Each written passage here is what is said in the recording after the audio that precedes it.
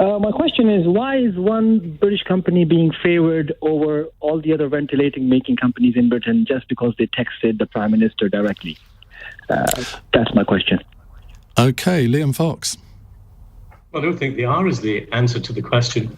I think that the government did what many in Parliament, including the Labour Party, said, which was to strain every sinew to ensure that we had enough ventilators to deal with the COVID crisis.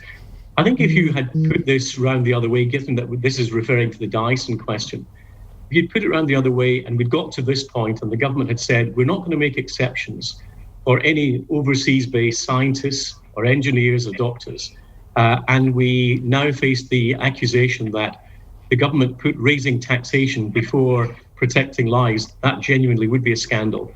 What we've heard today, I think, is very far short of that. I think that there's nothing remarkable here at all, other than the fact that we were actually able, as a country and as a government, to be able to provide the NHS with the number of ventilators that we did require, and we didn't see some of the dreadful scenes that we saw in other countries.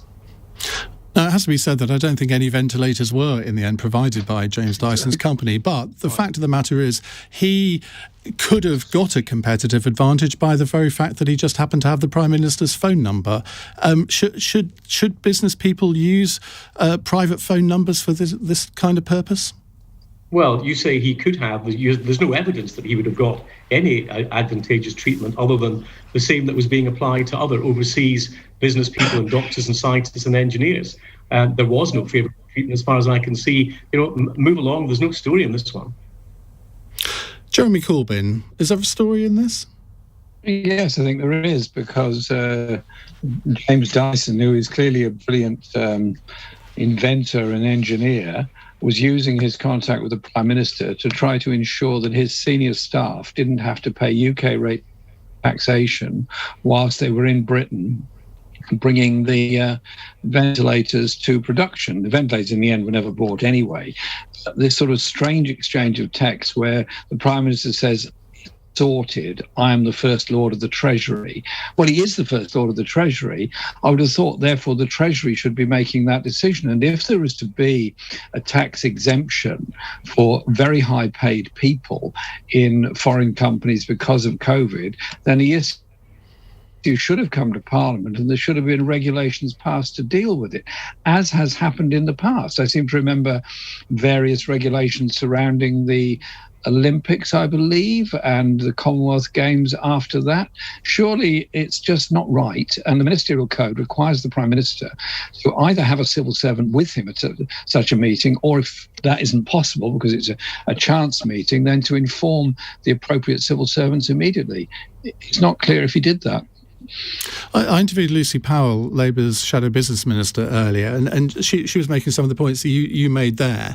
But I wonder, I mean, you were leader of the Labour Party for 5 years. You must have had texts from people that had your phone number from before you were leader. I'm sure you might have had the odd text maybe from Len McCluskey, who might have said, Jeremy, we've got this problem, could you help sort it? And you would have then said to one of your colleagues, can you sort this? There's nothing wrong with that, is there?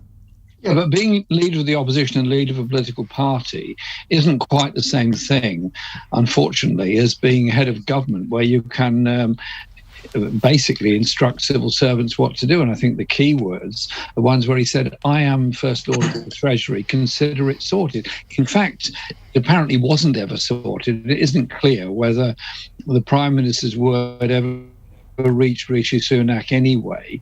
I mean, it sounds to me like a bit of a sort of matey discussion, which didn't come to anything anyway. But the idea that Dyson should ask for it, that is what I'm quite uncomfortable about. We have rates of tax in order to pay for public services like the National Health Service. And in any event, why wasn't there any form of tendering process done on all of this? I recognise it was a hurry, obviously, but some of the contracts that were let were just bizarre and very expensive, and we're all paying for it. OK, Layla Moran, what do you make of this, particularly the phone number issue? So on the one hand, and I think it's fair to say, all of us here have given our phone numbers to people who might have been involved in our parties at various points, supporters, friends, all the rest of it. There is a difference between journalists, indeed. You have mine, Iain. I have all 4 of your numbers on my phone. But there is a difference. We have yours, Iain. There's a difference between people who text you wanting to advocate on their behalf as members of Parliament, and then people texting government officials, the Prime Minister, in fact, asking them to solve a problem. And it feels very much like we have a 2-lane democracy at the moment. And I think that's the bit that feels a bit wrong, regardless of whether or not there was personal gain or not. There does very much seem to be a set of people in this country who do have Boris Johnson and Rishi Sunak's phone numbers and can get stuff done and can get contracts awarded or things fixed in their tax affairs or whatever else. And then there's everyone else, which actually includes a lot of opposition MPs as well. I certainly do not have Boris Johnson's phone number, who struggle. I can give it to you if you'd like it. Maybe later, Iain. But nevertheless, my constituents, that's the bit that they struggle with. They contacted me all throughout the last year saying, I know there's this VIP lane for PPE contracts. I understand that there are people being awarded it without tender, without transparency.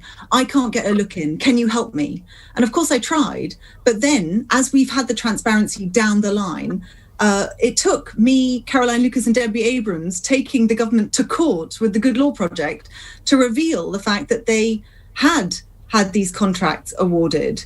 And we were then assured that they had all been publicly released. And unfortunately, that was not the case. It wasn't the case. There was still about a dozen contracts that we hadn't seen. It's about transparency, Iain. It's not about people contacting people. I think people just want to know what's happened to their own money. Stewart Hosie, how concerned are you by this? Because I imagine that all politicians will, on some scale, be contacted by people who want something from them. It's actually how you handle it that's the most important thing, isn't it? That you've got to be not just doing the right thing, but be seen to be doing the right thing. Well, that's absolutely right. Every single MP in government on the backbenches will be contacted by individuals, by campaign groups, by businesses, by trade organisations looking for help on one issue or another, and there's nothing wrong with that at all. It's also the case, and I agree with Liam Fox, that it was also right that all governments busted gut at the beginning to make sure we didn't run out of things like ventilators. That's absolutely correct. What this case, though, demonstrates, and what the David Cameron contact with Rishi Sunak on the Greenshill case demonstrates, is a small number of people with privileged access. Now, the question for us all is, how do we deal with that? And Jeremy Corbyn made the point earlier. If the Ministerial Code insists when such a chance communication happens, it's immediately reported to the Permanent Secretary or put on some register somewhere. Now, I don't know if that happened either. It should do, because transparency is the great disinfectant for all this kind of stuff. And if we could be confident that when one of these privileged communications happened, it was properly recorded and quickly and available for the public to see, I think a lot of the anxiety about this and a lot of the bad smell it leaves, it would dissipate rather quickly. Jeremy Corbyn, is there anything intrinsically wrong with a senior politician having the private mobile number of top business people or maybe top academics, top trade union leaders? There's nothing intrinsically wrong with that, is there? No, we've all got phone numbers of lots of people, and we do have text messages from lots of people. It's how you deal with it and how you handle it. And if somebody's asking you to do something that is favourable commercially for them, bypassing a process and a procedure, that's when it becomes questionable and it becomes wrong.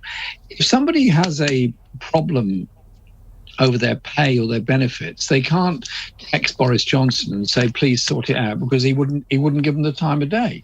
But if you're a businessman of like Dyson apparently wanting to get some fast track process to avoid taxation of some of their staff, he seems to think that he can use that process. That is the area that concerns me. Liam, when you were Defence Secretary, I mean, that has a huge procurement division. I imagine that there would have been people who might have been asking you to do things, not necessarily seeking favours, but lobbying you in a certain way. Well, try being Trade and Investment Secretary, which covers almost the whole of the economy. Of course, people want to try to do it. The question is whether when people do come to raise legitimate concerns with you, for example, if my staff are disadvantaged by tax treatment, you may not get the ventilators you want. Turns out it wasn't the case anyway. But when these questions are asked of you, the question is therefore, can you show that they weren't given preferential treatment over other people because of that relationship? That I think, is what lies at the base of the ministerial code. I mean, clearly on the Dyson, this is a bit of a red herring, because James Dyson asked for something that actually was given to other people, but not to him in the end. And he was going to supply ventilators, which he didn't supply to the NHS anyway. The question, I think, is when people ask for special treatment, can ministers show that they acted in a fair, transparent way and ensure that they protect themselves by getting those records kept? Let's get a quick reaction from Wakash, who asked the question originally. What's your view, Wakash? My view is that being Boris Johnson as the leader of the country, he should have known the protocol and the SOP of how to deal with such a call. I work for a big global organization, and if I get a call from a customer asking for a favor, I have to report it back, even though I'm authorized to do so. And I work for just a global company, whereas Boris Johnson is as a leader of a country.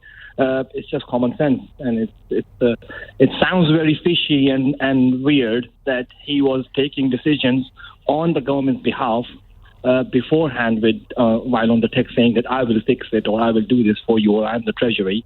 It's just totally wrong, I think, and I agree with the panel.